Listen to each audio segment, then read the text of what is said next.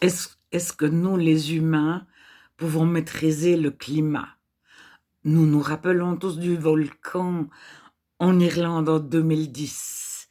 L'aviation avait été touchée, il y avait dans l'air un nuage de poussière qui allait dans les hélices des avions, dans les moteurs des avions, et l'aviation avait été stoppée plusieurs jours, peut-être plusieurs semaines.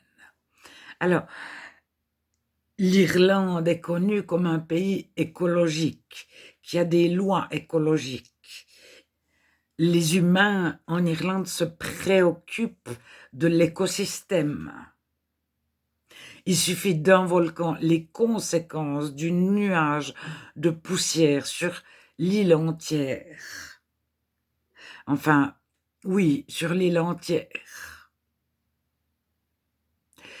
L'agriculture, mais une couche de poussière de volcan sur le sol entier de l'Irlande.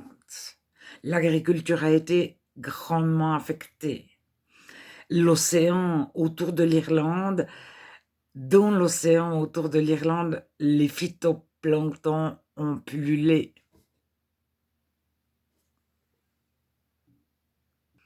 Alors, est-ce que l'humain est responsable des volcans? Non. Il n'a aucune emprise sur les volcans, ni sur les tremblements de terre. En 1356, le 18 octobre, Bâle, en Suisse, subissait un énorme tremblement de terre. Alors, les Allemands, les Français et les Suisses disent que c'était sur l'échelle de, je ne sais plus l'échelle des volcans, que c'était ou 6 ou 6, 7 ou 6, 8. Les trois pays donnent d'autres grandeurs. Mais ça, un petit degré, c'est une courbe exponentielle. Hein. Les volcans, c'est pas une courbe, je ne sais plus exactement comment ça fonctionne. Mais si on passe le cran d'après sur les échelles de Richter, ça multiplie l'amplitude du tremblement de terre par 10, par 100, par 1000. Je ne sais plus. Mais à San Francisco, le 17 octobre 1989, le pont de San Francisco, le pont autoroute qui traversait la baie, a été détruit. Il y a eu 4000 blessés, une soixantaine de morts, et il y a eu des blessés graves, 400 je crois. Alors, 400 blessés graves, ça peut vouloir dire qu'ils sont paralysés à vie ou malvoyants à vie.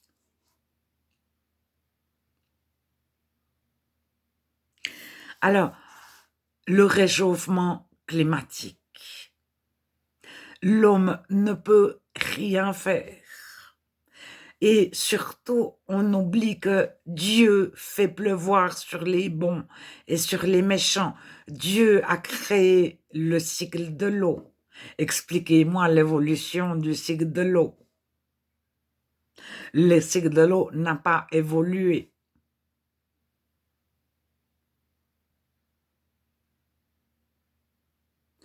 Alors, le cycle de l'eau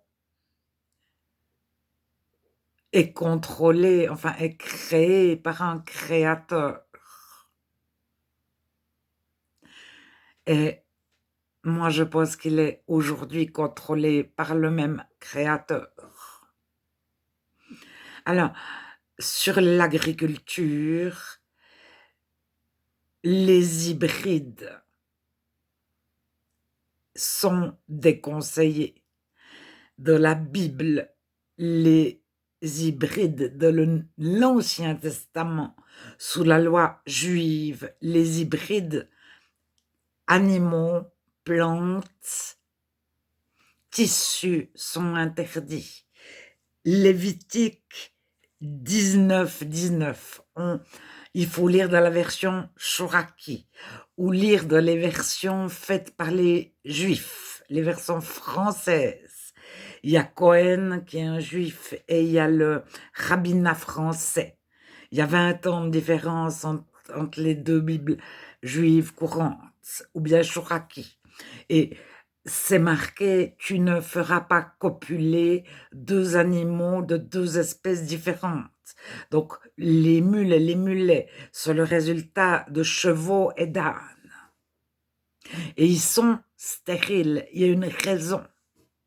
Ensuite, tu ne planteras pas deux espèces différentes dans ton champ.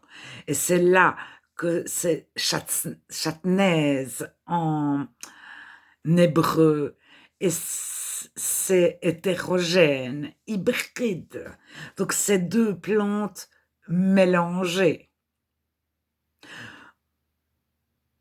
modifiées au niveau de leur constitution.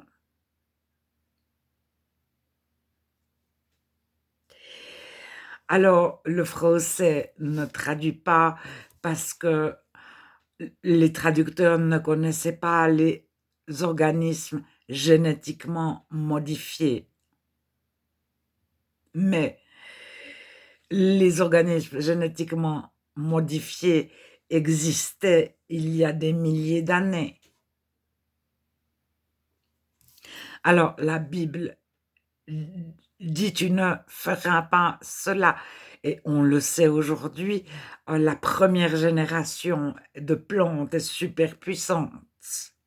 Elle résiste aux maladies, elle produit énormément, mais après 5 ans, elle ne produit plus rien.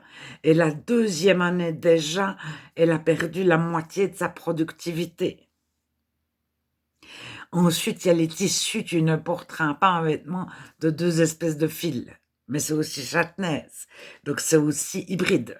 Donc, c'est pas une question de ne pas mettre de la laine avec du coton ou du lin avec de la soie.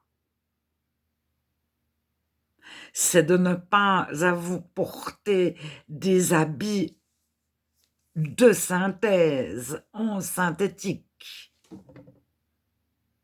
Et on sait les conséquences du synthétique, ça n'imite pas le coton. Alors, il y a des fois des avantages, mais ça ne laisse pas respirer la peau. C'est une des premières choses.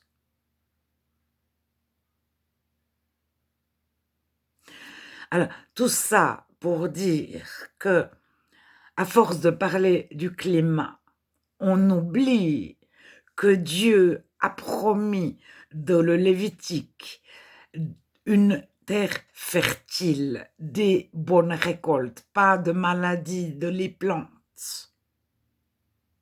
Alors, le chrétien, s'il croit que Jésus a porté sur lui à la croix toutes les maladies du chrétien, les agriculteurs chrétiens prient pour leur champ, pour la grêle, pour que Dieu ne fasse pas grêler sur leur champ.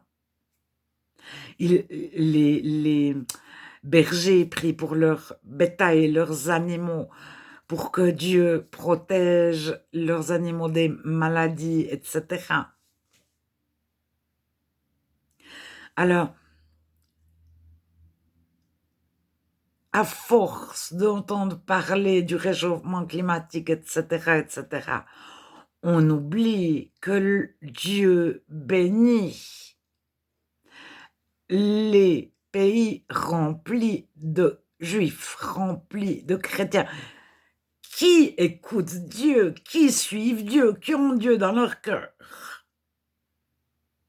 Parce qu'on peut s'appeler un pays chrétien comme ça, où les gens sont des numéros sur un registre. Mais est-ce que Dieu habite dans leur cœur? Alors en Chine, quand il y avait de la persécution, un Chinois priait pour son champ et il bénissait le champ de ses voisins. et son champ produisait beaucoup plus et il priait pour ceux qui connaissaient et leur champ produisait plus. Alors, est-ce que Dieu est maître des volcans? 10% de la population mondiale vit dans un secteur à risque,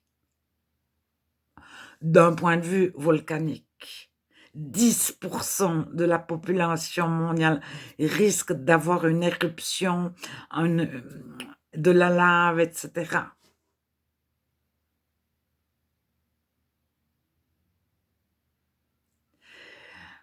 Alors, l'homme peut maîtriser. Nous savons tous que la surproduction appauvrit le sol et crée des déserts.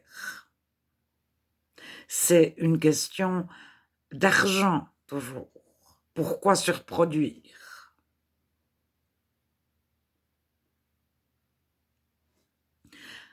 Parce que sans surproduire, on ne tourne pas, ou bien parce qu'on veut produire, produire, produire. Il y a forcément des raisons économiques, ou disons presque toujours.